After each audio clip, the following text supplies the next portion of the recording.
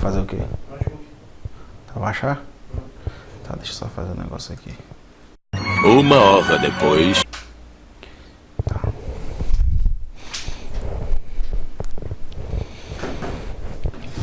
Eu vou começar a falar já. É claro. Fala pessoal, sejam bem-vindos ao meu canal, eu sou o professor Ciro Mariano. Se você já é inscrito no meu canal, ótimo, já curte, já compartilha com seus amigos. Se você não é inscrito, se inscreve, marca o sininho e curte e compartilha esse negócio para todo mundo ter acesso a conteúdo. Como você viu, o tema hoje é mapeamento das rubricas, então roda a vinheta.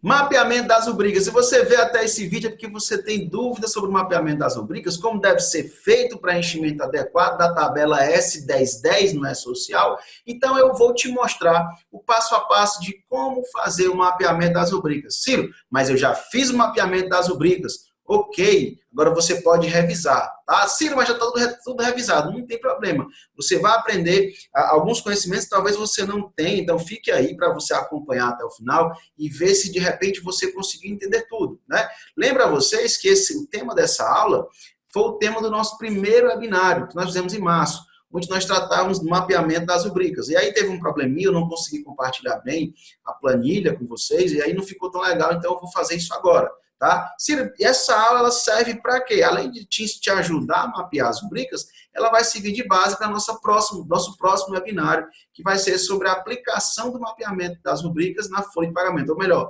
aplicação das rubricas na folha de pagamento. Tá bom? Então, eu vou compartilhar com você aqui a minha tela.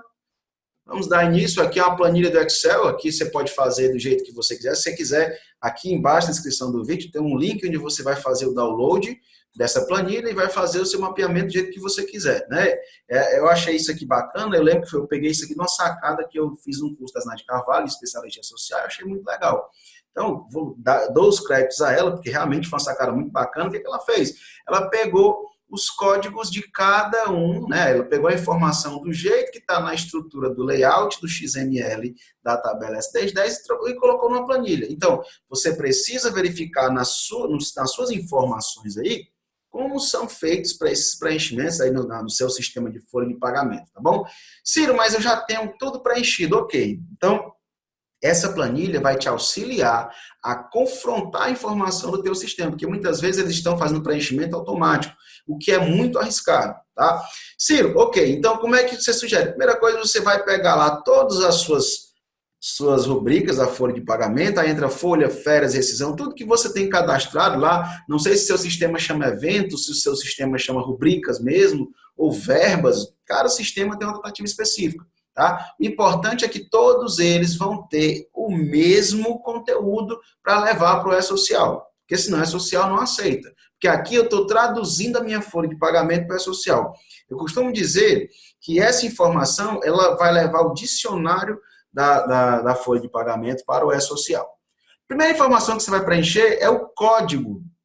Ciro, que código é esse? Esse código é o código interno, é o código que a sua empresa utiliza. Aquele que quando você está fazendo os lançamentos da folha de pagamento, você digita para poder preencher a informação, tá? Então, esse código é um código interno do seu sistema. A próxima informação é o nome da rubrica. O nome você utiliza o que você quiser. Se você quiser chamar de hora extra do Pedro, não tem problema. A social não vai dar problema e nem vai amarrar essa hora extra ao Pedro. Não tem problema, ele aceita.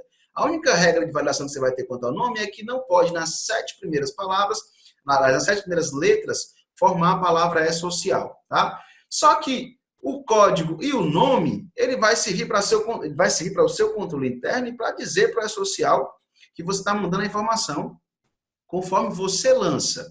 Mas você precisa dizer o que a hora extra do Pedro é. E para isso é necessário informar o código da natureza de rubrica, ou seja, aquela rubrica que tem nome de hora extra Pedro é uma hora extra. Então, qual seria o código? Ciro, onde é que eu vejo os códigos dessa informação? Se você der um clique aqui embaixo, ó, ele vai abrir uma caixa de diálogo onde você vai poder escolher o código adequado. Ciro, mas tem vários códigos e eu não conheço os códigos, né? Então, eu vou clicar aqui nessa outra coluna, aqui, olha, desculpa, nessa aba aqui embaixo, dessa planilha do Excel, onde vai constar para você a tabela 3, né? A tabela 3 do layout do E-Social, tá? Essa aqui já é a versão atualizada, layout 2.5, e aqui tem mais ou menos, se eu não me engano, 159 ou 160 tipos, ou melhor, código de rubricas, está aqui, 159. Então, você vai escolher o código de rubrica mais adequado, que mais se parece com aquela informação, né? Eu disse para você que era uma hora extra do Pedro. Com certeza não vai ter o nome Pedro aqui, porque Pedro não é uma nomenclatura comum para verba, a não ser que na sua folha seja, né? Mas no E-Social não.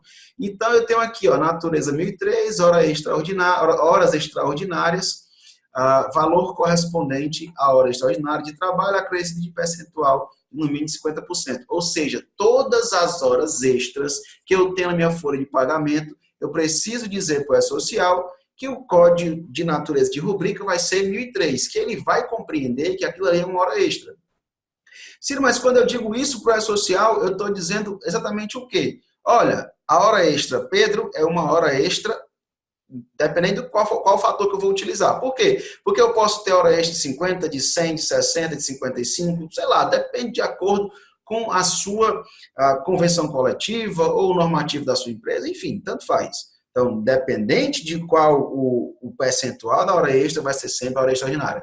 E assim você tem diversas naturezas de rubrica, você tem diversos tipos que tem que ser informado para o E-Social, tá? Se eu tenho que mandar todos os tipos de rubricas, todas as naturezas de rubrica, não.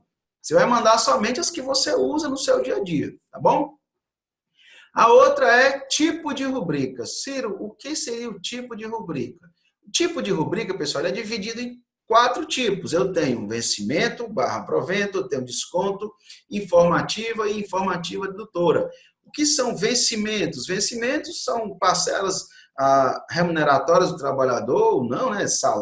Próprio salário, hora extra, uma gratificação, adicional noturno, entre outras coisas. É tudo que entra de forma positiva no salário do trabalhador e que vai interferir de forma positiva no líquido que ele vai receber. Ou seja, a coluna do positivo, né? O vencimento ou provento, não sei como é que está no seu sistema de folha de pagamento. Desconto são todos os descontos permitidos pela legislação que entra lá na sua folha de pagamento, no seu recibo de férias ou qualquer outro, né? O que é importante é dizer que essa verba, ela nos seus cálculos, ela entra como um desconto, tá? E aí você tem o próprio desconto do INSS, do imposto de renda, um desconto de atraso, um desconto de falta, de adiantamento. Então, você vai ter rubricas para todos os sentidos.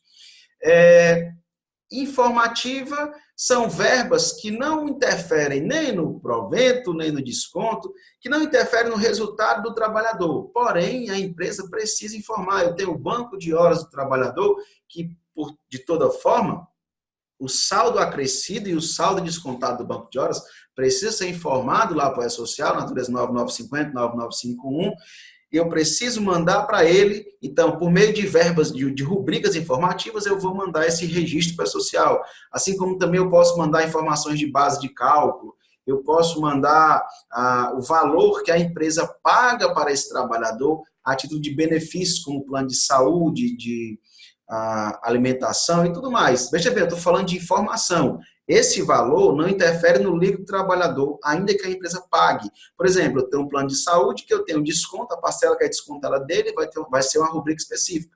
O plano de saúde que a empresa paga para ele, né? Ou seja, é despesa da empresa, entra com outro código de rubrica, outra natureza de rubrica, então o tipo é informativo, tá? Se tem que informar, tem que informar.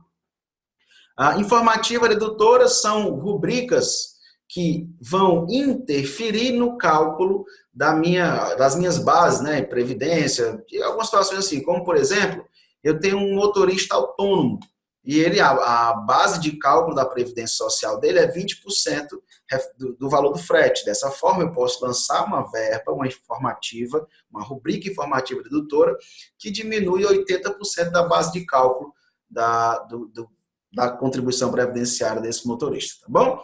Então, dando continuidade, até aqui é a parte fácil, né? Vamos pegar como exemplo o que eu vinha falando, eu coloquei aqui, vou colocar um código, sei lá, 056, natureza de nome da rubrica, hora extra do Pedro. A natureza de rubrica dela vai ser 1003, como nós já vimos lá naquela tabela. O tipo vai ser um vencimento, tá? INSS, aqui é onde a coisa pega. Por quê? Nós temos que preencher essa informação de acordo com os códigos de incidência da Previdência Social. Dessa forma, é necessário que eu diga para o governo, diga assim, é social? Essa verba, ela interfere no meu cálculo de previdência. Então, nós temos diversos códigos referente à contribuição previdenciária, imposto de renda e FGTS e também referente à contribuição sindical, tá bom? Então, vamos lá. Bom, a pergunta que você tem que fazer é, qual a interferência nesse exemplo aqui da hora extra Pedro no meu cálculo da previdência social? Qual a interferência da hora extra, Pedro, no meu cálculo de imposto de renda? Ou melhor, no cálculo da minha folha de pagamento referente a INSS, imposto de renda, FGTS e contribuição sindical. A pergunta que você vai fazer é sempre essa, né? E aí você vai fazer essa pergunta individual por cada quadrinho desse. Qual é a interferência da hora extra no cálculo da contribuição previdenciária, certo?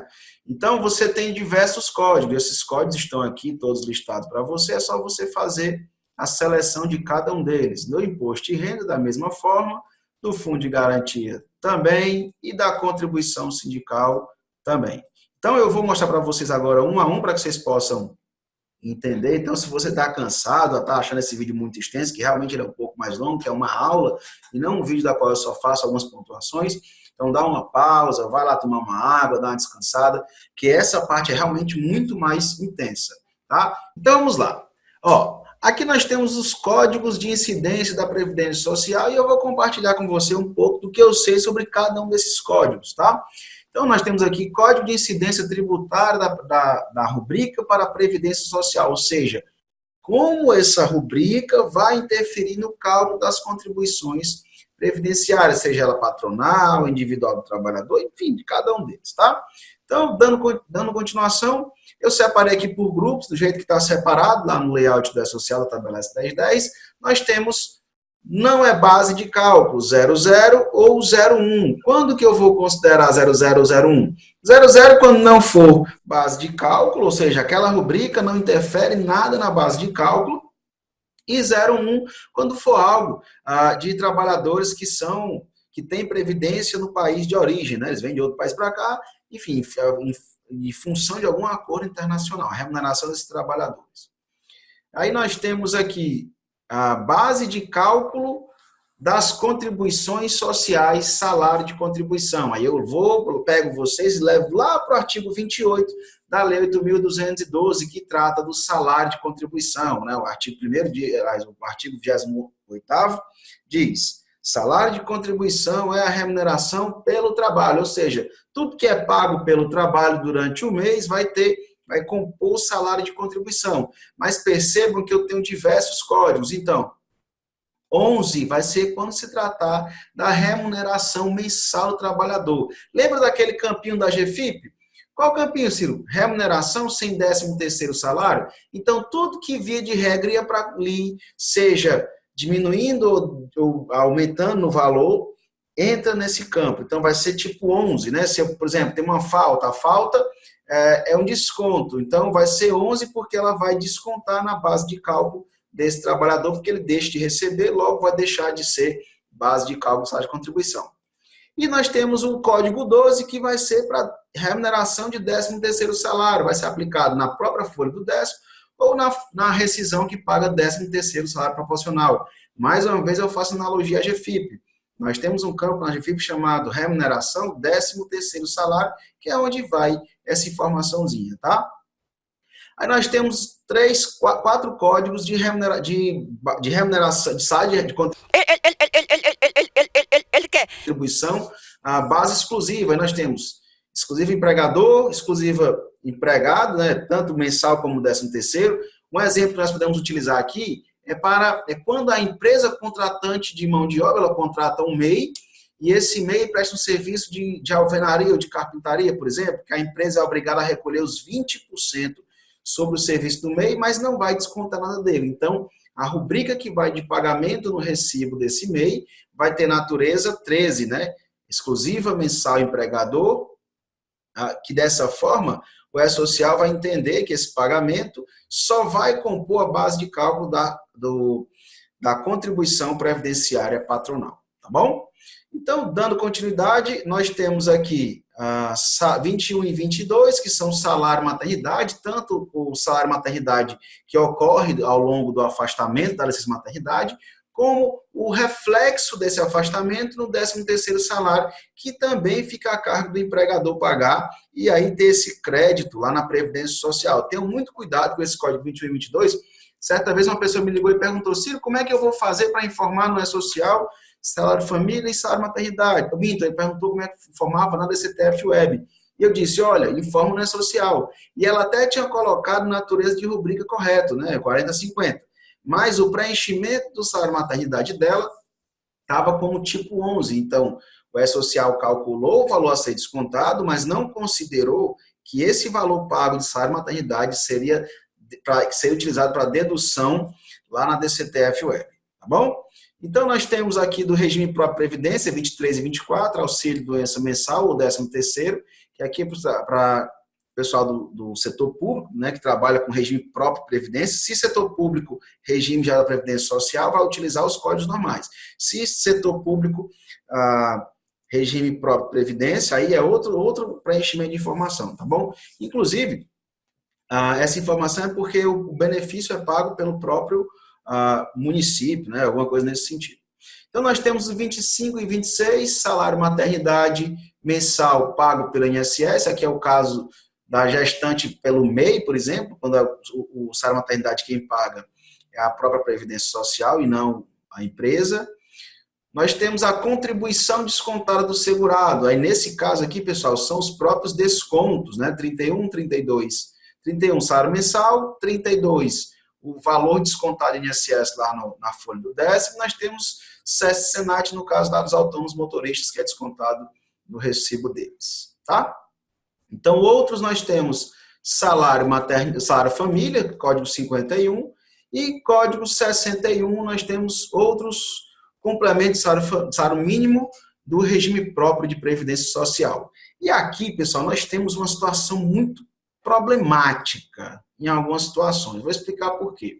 Que é a suspensão de incidência do salário de contribuição em decorrência de decisão judicial. Ou seja, a empresa entendeu que não deveria recolher contribuição previdenciária sobre determinada rubrica, como, por exemplo, um texto de férias, salário maternidade ou os 15 primeiros dias de afastamento, que são verbos, são pagamentos considerados indenizatórios, porque eles meio que desconfiguram o que está previsto no artigo 28 da Lei 8.212, não há trabalho, então não tem que se falar em salário de contribuição.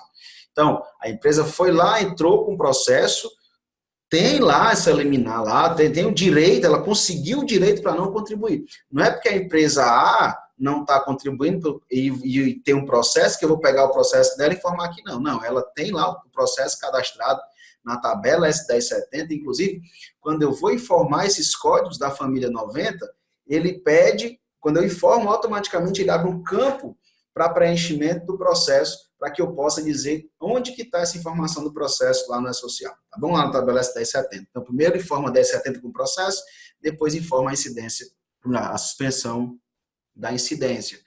E aí nós temos mensal, aí nesse caso mensal é de toda a base, né? Tu vai extrair para tudo. 13º do 13º, no caso da base de cálculo do 13º. Maternidade 13º da mesma forma, 93, 94.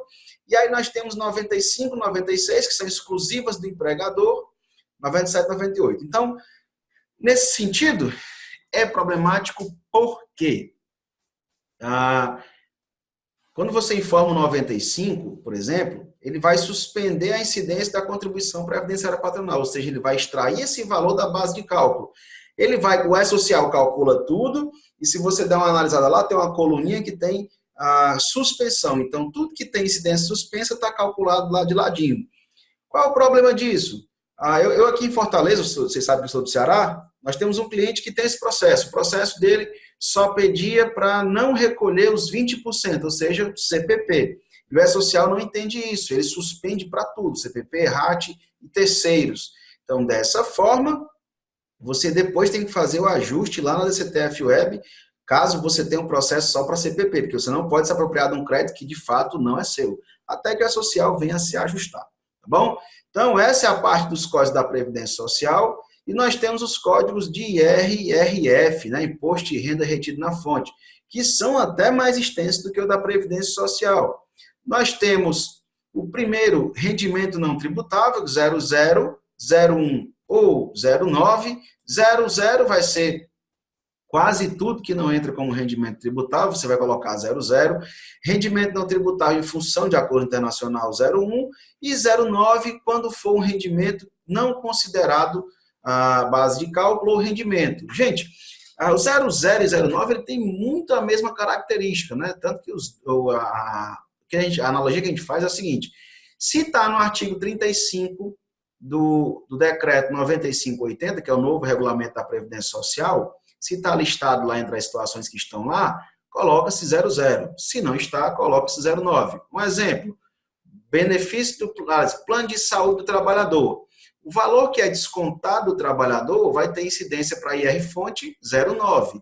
E o valor que a empresa paga para ele vai ser 00, tá? Lembrando que esse cálculo aqui não interfere no cálculo do imposto de renda da pessoa física, né? Isso aqui é outra coisa, isso aqui é o cálculo do imposto de renda retido na fonte. Aí nós temos que ir lá tanto para o decreto 9580, como para a edição normativa 1500 da Receita Federal. Rendimento tributável, eu tenho 5 tipos de rendimento tributável. Eu tenho código 11, 12, 13, 14 e 15, muito parecido lá com o código da Previdência Social. 11 quando for remuneração mensal, 12 quando for 13º. Férias, como tem uma tributação separada dos outros rendimentos, vai ser 13. PLR, que tem uma tributação exclusiva, vai ser 14. E rendimentos acumuladamente vai ser 15. Então, cada um deles vai ter um código separado, tá? Então, o próximo é o próprio desconto do imposto de renda, a retenção do imposto de renda sobre os rendimentos. E aí, da mesma forma, se repete. O que muda é que, ao invés de eu ter a numeração começando na casa dos 10, né, eu estou começando na casa dos 30, 31, 32, 33, 34, 35. Da mesma forma, se é o desconto na folha de pagamento, 31. Desconto no recibo do 13º, 32. Das férias, 33. E aí vai, tá? Então, por que eu tenho que informar esse código? Na hora que o E-Social receber essa informação, ele fazer lá o cálculo da minha rubrica, tá bom? Então, dando continuidade aqui, nós temos o que mais? Dedução da base de cálculo do IR e IR-fonte, tá? Então, analisando aqui, nós temos, aqui são as informações que, via de regra, diminuem a base de cálculo do meu imposto de renda retido na fonte. Como, por exemplo, Previdência Social Oficial, remuneração mensal, código 41, ou seja, o valor do desconto da Previdência Social, o código, a rubrica de desconto da Previdência Social, o código de imposto de renda retido na fonte dela vai ser 41. Espera aí, Ciro, não entendi. Está querendo dizer que eu vou ter que dizer que a Previdência Social tem a ver com o imposto de renda? Sim. Por quê? Porque o desconto da tua rubrica de desconto da contribuição previdenciária, no teu cálculo de folha de pagamento mensal, ele entra deduzindo da base de cálculo do imposto de renda retido da fonte, né? Então, na composição da base de cálculo do IR-fonte, eu diminuo da base de cálculo a Previdência Oficial. Como o 13º também tem tributação exclusiva, né? Na verdade, tributação exclusiva e separada de demais rendimentos, eu vou fazer o cálculo com uma rubrica específica. Então, se o desconto da Previdência do 13º é 32, o desconto do imposto de renda para a Previdência vai ser 42, porque ele vai entrar diminuindo no cálculo do IR-fonte. E assim eu tenho para férias, RRA, tenho Previdência Privada, tenho pensão alimentícia, remuneração mensal, entre outros pagamentos, tá? Que deduzem na base de cálculo do IR-fonte. Então, continuando, nós temos as isenções do imposto de renda, que também estão amarradas ao artigo 35 do decreto 9580, e aí a parcela isenta da remuneração mensal, parcela isenta da remuneração 13º, diárias, ajuda de custo, indenizações do contrato, ou seja, quando você tiver rescisões contratuais, parcelas como as férias pagas em rescisão, o código do IR-fonte vai ser 74, né? Por quê? Porque é uma parcela isenta. Ciro, mas eu não já disse que era 00 ou 09? Você dizer também que é 74, e também, matematicamente, o cálculo vai dar a mesma coisa. Porém, vai estar mais dentro do que é correto, tá? E aí você tem pensão, aposentadoria, entre outras coisas. Tem também um grupo de demandas judiciais, depósito, compensação judicial, dando calendário de anos anteriores.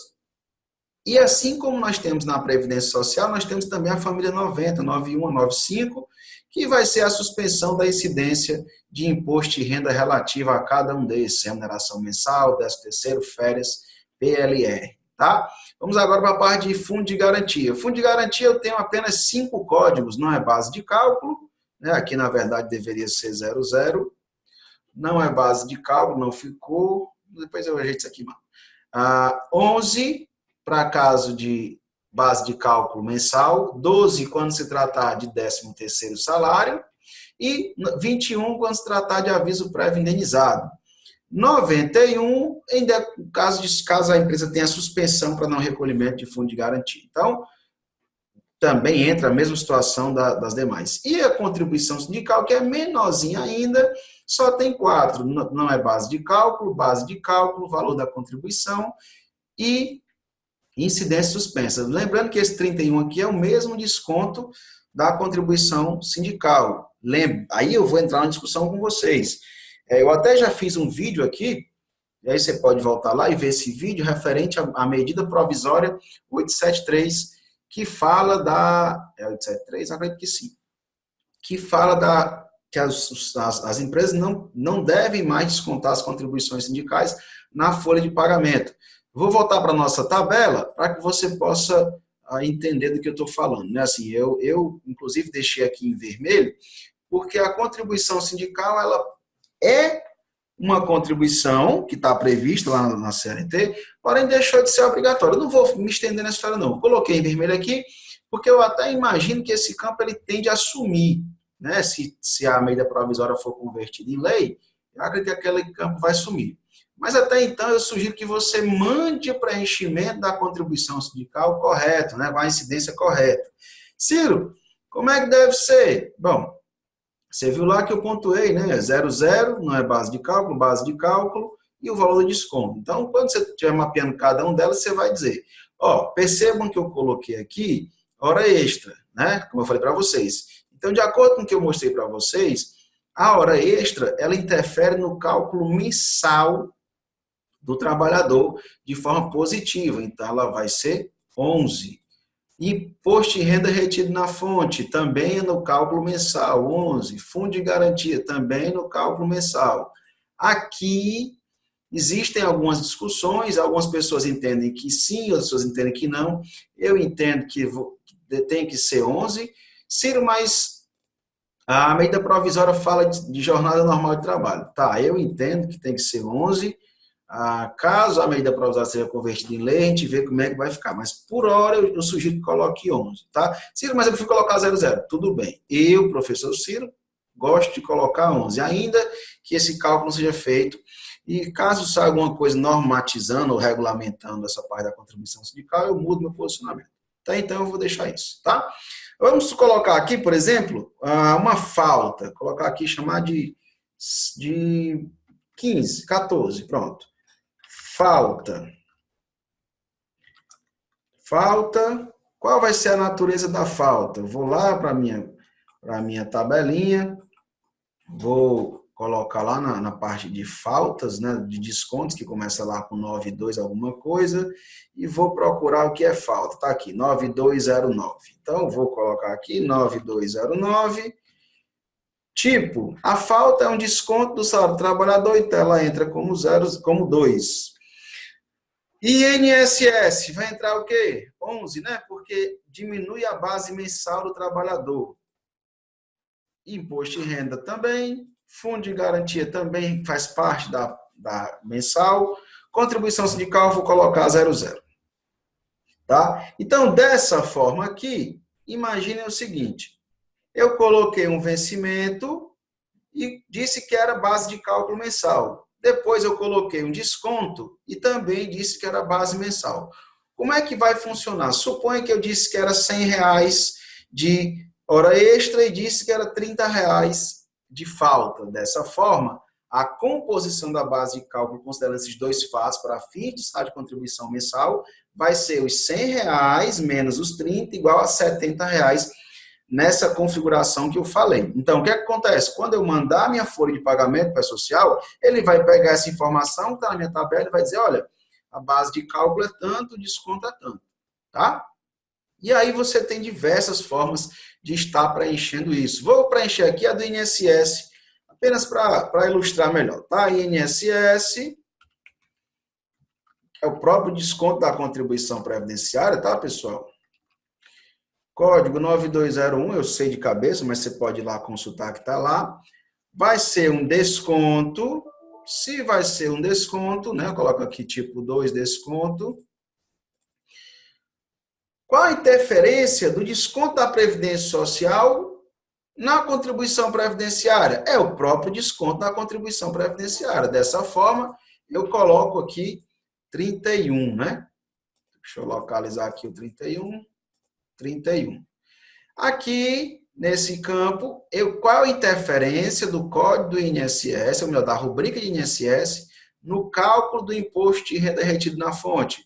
Como eu falei para vocês, ele se trata de uma dedução legal, então vai ser 41 para fins de folha de pagamento. Qual a interferência do desconto do INSS no cálculo do fundo de garantia? Nenhum. No cálculo da contribuição sindical? Nenhum. Tá? Então, pessoal, é isso. Essa foi a nossa aula sobre tabela de rubricas. Aqui embaixo, na descrição do vídeo, tem lá para você fazer o download dessa planilha e de um passo a passo que eu apresentei no nosso primeiro webinário. E aí você faz o estudo, revisa as rubricas da sua folha de pagamento e qualquer coisa, comenta aqui no vídeo que eu volto e te respondo o mais breve possível, tá bom? Então, um abraço e até a próxima. Tchau, tchau.